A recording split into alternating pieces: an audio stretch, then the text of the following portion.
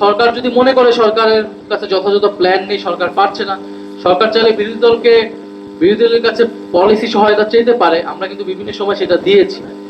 ফলে এই যে এই যে প্রচারটা যে বিরোধী দল আসলে ব্যর্থ, বিরোধী দল দুর্বল, আমরা মনে করি এটা সরকারের ব্যর্থতাকে ঢাকার জন্যই।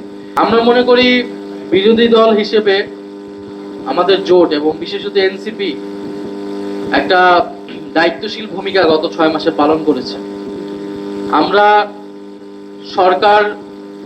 আমরা যদি খুবই কঠোর আন্দোলন দিকে যেতাম, প্রথম থেকে সরকার বলার চেষ্টা করত যে সরকার বিরোধী দলের কারণে কোনো ধরনের কাজ করতে পারছে না, অর্থনীতি ভালো হচ্ছে না, সরকারের কিন্তু এটা বলার কোনো সুযোগ নাই। 6 মাস সরকারকে কাজ করতে সুযোগ দেওয়া হয়েছে, কিন্তু পাশাপাশি আমরা পলিসি ওয়াইজ আমাদের বিষয়গুলো বলেছি। সংসদে 2টা অধিবেশনে কিন্তু আমরা সবগুলা বিষয় ক্রমান্বয়ে তুলে ধরেছি। এছাড়া বাইরে আমরা কিন্তু গণতান্ত্রিকভাবে, অহিংসভাবে আমাদের কর্মসূচিগুলো কিন্তু আমরা দিয়ে রেখেছি।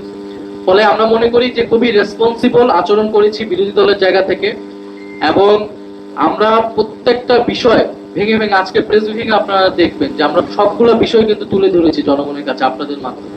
পাঞ্জাবের জগতে একটি বিশ্বস্ত নাম, শাবাব এথনিক ওয়্যার।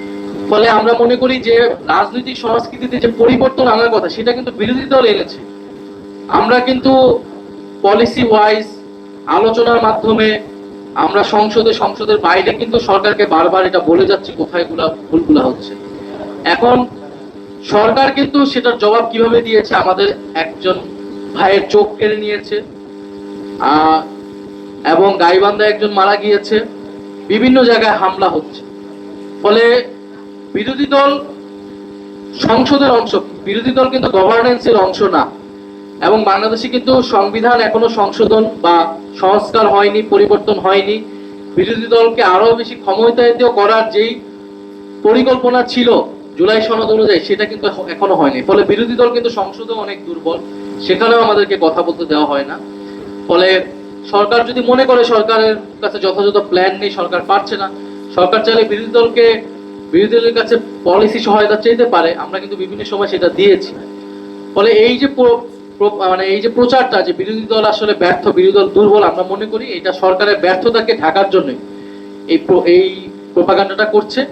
আমরা বলতে পারি বিএনপি গত 16 বছর কিন্তু ব্যর্থ একটা বিরোধী দল হিসেবে বাংলাদেশে ফাংশন করেছে। ফলে আরো 6 মাস যাক, 6 মাস যাওয়ার পরে বাংলাদেশের জনগণ বা আপনারা এটা দেখবেন বিরোধী দল কতটা সফল বা শক্ত।